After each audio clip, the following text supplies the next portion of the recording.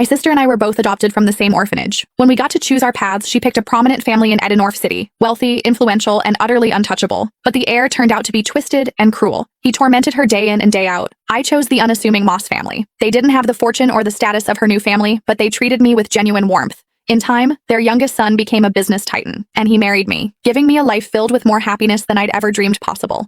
Consumed by jealousy, my sister secretly strangled me. But when I opened my eyes again, I found she had shamelessly stolen the life I'd built, this time, choosing the Moss family for herself. "Carmen," she sneered, "now it's your turn to suffer." I almost laughed out loud. Did she think the Moss heir was some simple jackpot?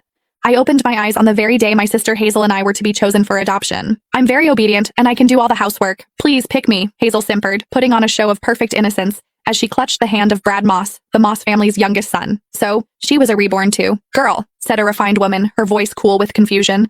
"I thought you said you liked our family." She was Alexander Moreland's mother. The Morelands were the first family of Edenorf's elite, though the heir himself, Alexander, was nowhere to be seen. "I changed my mind," Hazel retorted, shrinking behind Brad as if he were a human shield. "Is that a crime?" Mrs. Moreland's face tightened. "Such a fickle child is unworthy of the Moreland name." Then her gaze softened as she turned to me. "You seem like a good girl. Come with me. We have a son at home you'll like." I simply nodded and took her outstretched hand. A triumphant gleam flashed in Hazel's eyes, as if she'd just won a great victory. But she had no idea. While everyone feared Alexander's eccentricities, I was far more terrified of Brad, a guy as cold and venomous as a snake. In my last life, I had spent years desperately trying to escape his grasp. This time, she had unknowingly done me the biggest favor imaginable.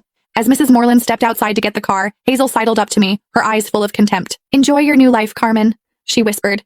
"This time, you're the one who will suffer."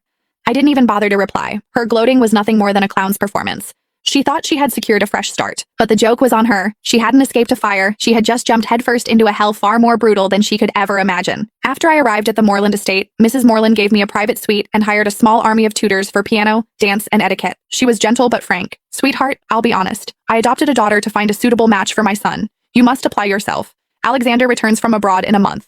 If he takes a liking to you, your future will be secure. Remember, the entire Moreland legacy will be his one day." I knew from my last life that Alexander had felt nothing but disdain for Hazel, and her time here had been miserable. I didn't dare hope the cold, aloof heir would favor me either. I needed my own plan for survival. A month later, the Morelands held a grand ball to welcome Alexander home. The elite of Edenorf were all there, including the Moss family, due to their close business ties. Across the glittering ballroom, Hazel spotted me immediately. Dressed in a virginal white gown, she glided over, her smile as sharp as a knife. "Enjoy the party, Carmen," she whispered. "Tonight will be the most humiliating night of your life." I remembered this banquet well from my last life. It was when she had first met Alexander. He had taken one look at her, frowned in disgust, and told her to get lost in front of everyone. She had shamelessly clung to him, declaring herself his future wife. He had kicked her away without a second thought, but I was reborn too. I knew how her story ended, and I had already charted a different course.